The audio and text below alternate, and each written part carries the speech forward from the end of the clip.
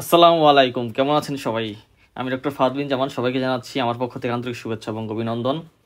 আচ্ছা, আজকে Davidson GIT চ্যাপ্টারের একটি গুরুত্বপূর্ণ topic gastro oesophageal reflux disease. এটা হচ্ছে ইসোফেজিয়াল যে ডিসঅর্ডার সেগুলোর মধ্যে আছে জার্ড। এটা সম্পর্কে আলোচনা করব। চলুন শুরু করা যাক। Gastro oesophageal reflux resulting in heartburn করে effects approximately 15% of the general population. আমাদের যে জেনারেল পপুলেশন তার মধ্যে 15%কে এটা এফেক্ট করে। এখন প্যাথোফিজিওলজিটা কি সেটা বুঝতে হবে আপনাকে। প্রথমে কি হয়, occasional episodes of gastroesophageal reflux are common in healthy individuals. আমাদের যে হেলদি ইন্ডিভিজুয়াল যারা আছে তাদের মধ্যে জার্ড খুবই কমন এবং অকেশনাল এপিসোডে হতে পারে। কিন্তু যেটা হচ্ছে reflux is normally followed by oesophageal peristaltic wave that efficiently clear the gullet alkaline saliva neutralises residual acid and symptoms do not occur. এটা যেটা হয়, রিফ্লাক্সটা কখন হয়, যখন ইসোফেজিয়াল যে পেরিস্টালটিক ওয়েভটা আসে, যেটা আমাদের গুলেট মানে ইসোফেগাসকে ক্লিয়ার করে, অ্যালকালাইন স্যালাইভা দিয়ে ক্লিয়ার করে। কোনো কিছু খাওয়া দাওয়া করলেন, তারপর হচ্ছে একটু গুলেটটা বা ইসোফেগাসটা একটু ক্লিয়ার করতে হয় অ্যালকালাইন স্যালাইভা দিয়ে, যেটা হচ্ছে স্টোমাক থেকে যদি কিছু অ্যাসিড আসেও সেটাকে নিউট্রালাইজ করে ফেলে, রেসিডুয়াল অ্যাসিডকে। And symptoms do not occur, তখন সিমটমস হয় না, কারণ হচ্ছে আপনার অ্যালকালাইন স্যালাইভাটা দিয়ে ওই অ্যাসিডকে নিউট্রালাইজ করে ফেলতেছে ইসোফেজিয়াল পেরিস্টালটিক ওয়েভের সময়। কিন্তু কখন জার্ড হবে? জার্ড develops when the esophageal mucosa is exposed to gastroduodenal contents for prolonged period of time. যখন prolonged period of time এ আপনার esophageal mucosaটা গ্যাস্ট্রোডিউডেনাল কন্টেন্ট মানে অ্যাসিডের সাথে লং টাইম এক্সপোজ থাকবে। গ্যাস্ট্রোডিউডেনাল অ্যাসিডটা যখন esophageal mucosaতে এসে লং টাইম থাকবে, তখন আপনার জার্ডের সিমটমগুলো ভালোভাবে ডেভেলপ করবে। তারপর আস্তে আস্তে ইসোফেজাইটিস ডেভেলপ করতে পারে। আমরা এন্ডোস্কোপি করে ইসোফেজাইটিস পেতে পারি। Several factors are known to be involve in development of GERD. এটা আমরা ফিগারে দেখব, প্রত্যেকটা পয়েন্ট পড়ার সাথে সাথে দেখব ফিগারে। এখন হচ্ছে কি কি কারণে জার্ড হতে পারে, চলুন দেখা যাক। প্রথমটা হচ্ছে abnormalities of the lower oesophageal sphincter. আসুন পড়া শুরু করার আগে এটা আমরা একটু আলোচনা করি। আমাদের যে লোয়ার ইসোফেজিয়াল স্ফিংটার আছে সেটা যদি কোনো কারণে লুজ হয়ে যায়, সেটা কি ঠিকমতো কাজ করবে? একটা স্ফিংটার যদি লুজ হয়ে যায়, মানে দরজা যদি ঠিকমতো কাজ না করে, দরজা যদি বন্ধ না হয় ঠিকমতো সঠিক টাইমে, সেটা যদি খোলা থাকে, তাহলে কি গ্যাস্ট্রোডিউডেনাল কন্টেন্ট মানে অ্যাসিডগুলা ইসোফেজিয়াল মিউকাসে চলে আসবে বারবার। কোনো একটা প্রেশার পড়লেই, অ্যাবডোমিনাল কোনো প্রেশার পড়লে বা বেশি খাওয়া দাওয়া করলে বা শুয়ে থাকলে, যে কোনো সময় হচ্ছে প্রেশারের কারণে অ্যাসিড কন্টেন্টটা ইসোফেগাসে চলে আসবে, তখন হচ্ছে প্রলং টাইম থাকবে, আস্তে আস্তে ইসোফেজাইটিস ডেভেলপ করবে। The lower sphincter is tonically contracted under normal circumstances. যখন আমরা খাবার খাই না, মানে খাবার গিলি না নর্মালি, সেই সময়ে টনিক্যালি কন্ট্রাক্টেড থাকে, ঠিক আছে?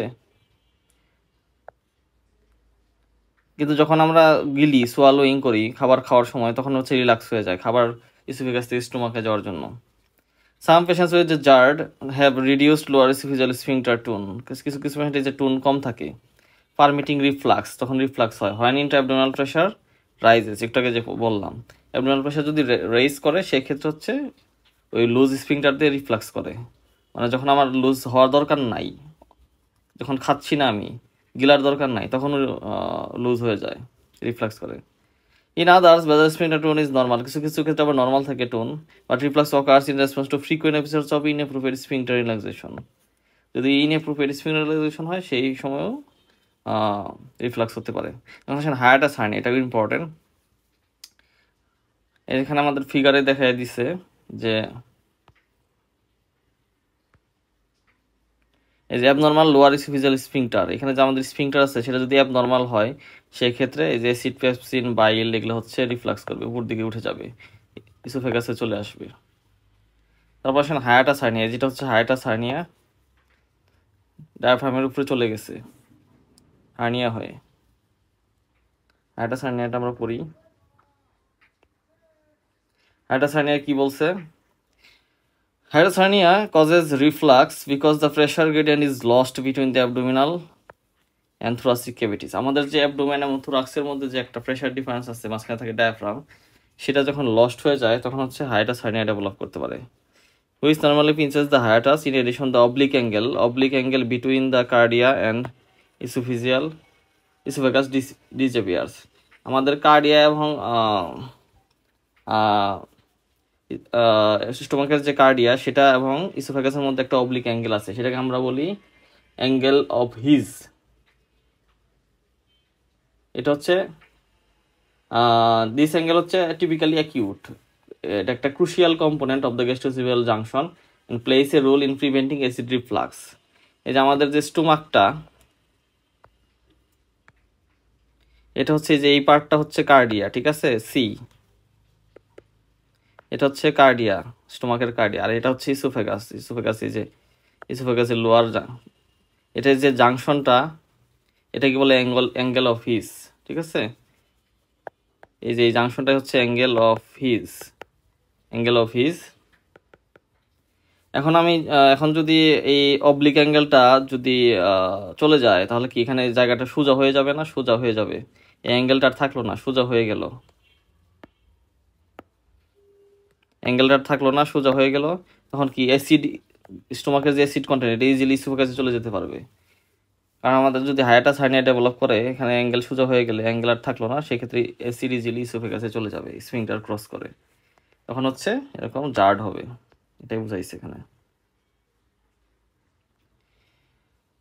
Many patients who have large hiatus hernia,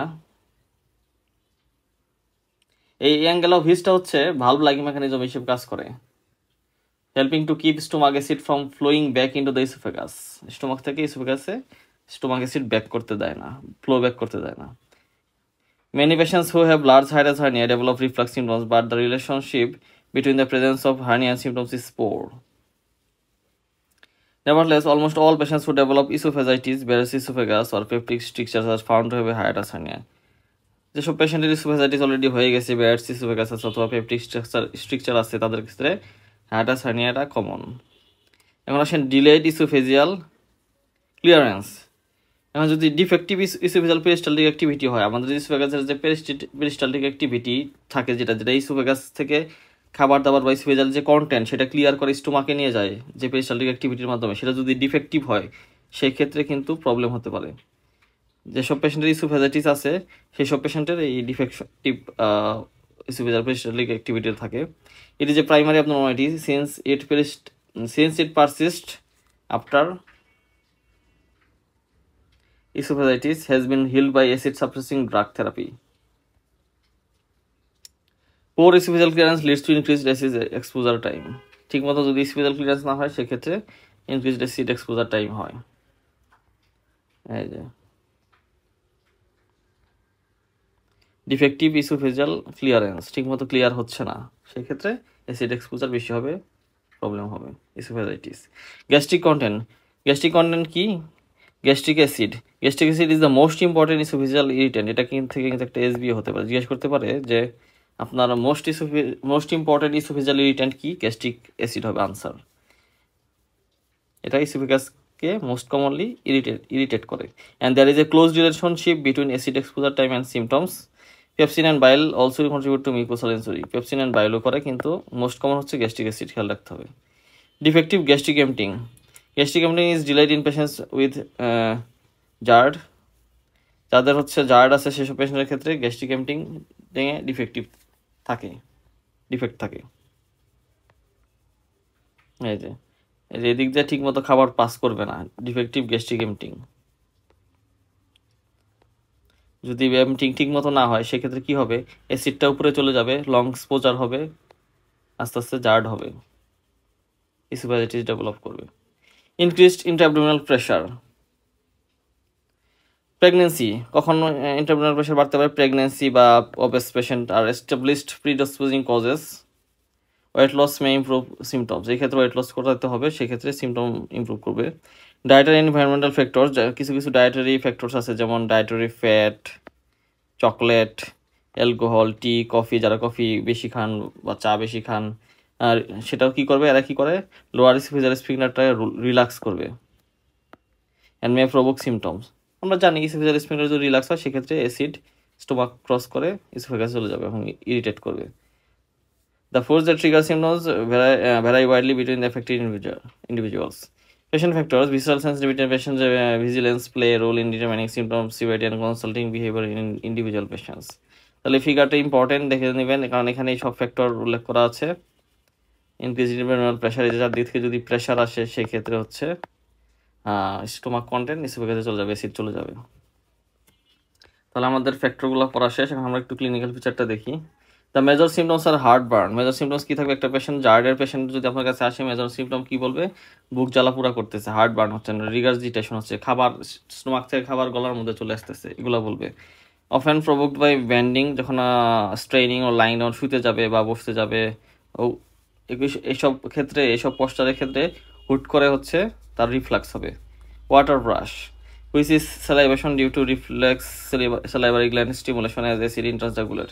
এখন যদি ওয়াটার ব্রাশটা কেন, পেশেন্ট এইভাবে বলবে যে আমার খাবার যখন গলায় চলে আসে বা অ্যাসিড মানে জ্বালাপুরা করে বা তিতা পানির মতো আসে, গলার মধ্যে চলে আসে, তিতা তিতা লাগে, সেগুলো হচ্ছে থুথু আসবে মুখের ভিতর, স্যালাইভেশন হবে। স্যালাইভারি এগুলো হচ্ছে যদি গলায় চলে আসে তখন স্যালাইভারি গ্ল্যান্ড একটা স্টিমুলেশন দেবে, তখন স্যালাইভেশন হবে, এটাকে বলবো আমরা water brash. Is often present, GERD is commoner in older পিপলে বেশি হয়, and in those who are overweight, যারা অবেস পেশেন্ট তাদের ক্ষেত্রে হয়। Some patients are waken at night, রাতে শুয়ে আছে, হুট করে রিফ্লাক্স হয়েছে, তখন কি ঘুম থেকে তুলে দিবে পেশেন্টকে। Waken at night, choking as reflux fluid irritates the larynx, শ্বাসকষ্ট হবে কারণ হচ্ছে লেরিংসকে যদি ইরিটেন্ট হয়। আদার ডেভেলপ, যদি শ্বাস নালিতে চলে যায় আর কি। আদার্স ডেভেলপ ওরাইনোফেজিয়া, গিলতে সমস্যা হবে, ব্যথা পাবে। Dysphagia, a variety of other features have been described such as atypical chest pain that may be, এটা কিন্তু একটা এসবিএ ক্লু, স্ট্রকিংটা লেরিনজাইটিস, লেরিংস ইরিটেন্ট করবে, কিন্তু SBA clue. such as atypical chest pain that may be severe and can mimic angina, এটাকে অনেকে ভাবতে পারে যে অ্যানজাইনা হচ্ছে কিনা, বুকে ব্যথা হচ্ছে কিনা, এরকম কিন্তু একটা মিমিক করতে পারে এটিপিক্যাল চেস্ট পেন, কিন্তু দেখা যাচ্ছে যে তাকে যদি জার্ডে ট্রিটমেন্ট দিয়ে দেওয়া হয় তাহলে ঠিক হয়ে যাচ্ছে। It may be due to reflux induced esophageal spasm, esophageal স্পাজমের কারণে এরকম হতে পারে। Others include hoarseness, acid laryngitis, লেরিংসে যদি অ্যাসিড চলে যায় সেক্ষেত্রে হর্সনেস অফ ভয়েস হবে, acid laryngitis. Recurrent chest infection হতে পারে যদি লেরিংস থেকে লাংসে চলে যায়। ক্রনিক কাপ ডেভেলপ করতে পারে, অ্যাজমার সিমটমগুলো আসতে পারে, লাংসে চলে গেলে তো কাপ আসতে পারে। The true relationship of this features to gastroesophageal reflux remains unclear. আচ্ছা, আজকে এই পর্যন্তই। কমপ্লিকেশনগুলো আমরা নেক্সট দিন পড়বো, কমপ্লিকেশন, ইনভেস্টিগেশন, ট্রিটমেন্ট, জার্ডের, এগুলো হচ্ছে নেক্সট লেকচারে পড়বো। এখন এখানে ফিগারটা একটু দেখি আমরা। টাইপস অফ হায়াটাস হার্নিয়া, কয়েক ধরনের হায়াটাস হার্নিয়া হতে পারে। দেখেন এতে কি বলছে, রোলিং অর প্যারাইসোফেজিয়াল, যেটা হচ্ছে ইসোফেজিয়ালের পাশ দিয়ে ডায়াফ্রাম ক্রস করে অ্যাবডোমেন থেকে থোরাক্সে চলে গেছে। এই যে আমাদের ডায়াফ্রাম হচ্ছে এটা হচ্ছে আমাদের ডায়াফ্রাম,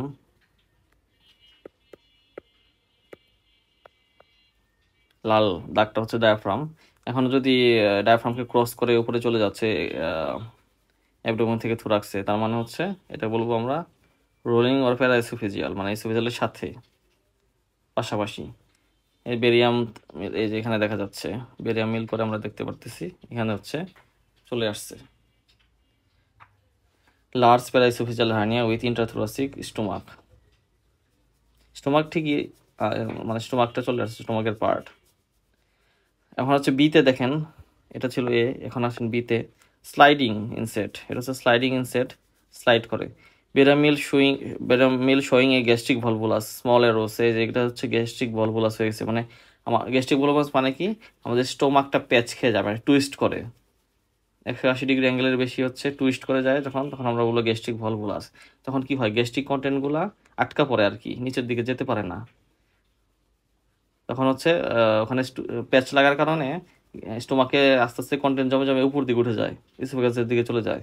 তখন হচ্ছে এরকম হায়াটাস হার্নিয়া ডেভেলপ করে, স্লাইডিং হায়াটাস হার্নিয়া। লার্জ, এই যে এটা হচ্ছে স্লাইডিং হায়াটাস হার্নিয়া, এই যে স্লাইডিং হায়াটাস হার্নিয়া, দেখেন ডায়াফ্রাম ক্রস করে উপর দিকে চলে গেছে, কারণ হচ্ছে আমার স্টোমাকের রাস্তা ব্লক হয়ে গেছে, এই জন্য উপর দিকে উঠে গেছে ইসোফেগাসের দিকে। এর কারণে হচ্ছে অ্যাসিড, স্টোমাক থেকে অ্যাসিড কন্টেন্ট ইসোফেগাসে গিয়ে ইরিটেট করবে। আশা করি বুঝতে পেরেছেন হায়াটাস হার্নিয়া দুই ধরনের, খুব ইম্পর্ট্যান্ট। তাহলে আজকে এই পর্যন্তই, নেক্সট দিন ইনশাল্লাহ বাকি জার্ডের বাকি অংশ আমরা পড়বো। এরকম informative, interactive and interesting video পেতে আমার ইউটিউব চ্যানেল ডক্টর ফাহাদ বিন জামান সাবস্ক্রাইব করে রাখার অনুরোধ রইল, তাহলে রেগুলার নোটিফিকেশন পাবেন লেকচার ভিডিওর। আর হচ্ছে ফেসবুক পেজ ডক্টর ফাহাদ বিন জামান, এটা যদি ফলো দিয়ে রাখেন এবং লাইক শেয়ার করেন তাহলে রেগুলার নোটিফিকেশন চলে আসতে থাকবে ভিডিওগুলোর। সবাই ভালো থাকুন, সুস্থ থাকুন, একদিন ইনশাল্লাহ দেখা হবে। আসসালামু আলাইকুম, আল্লাহ হাফেজ।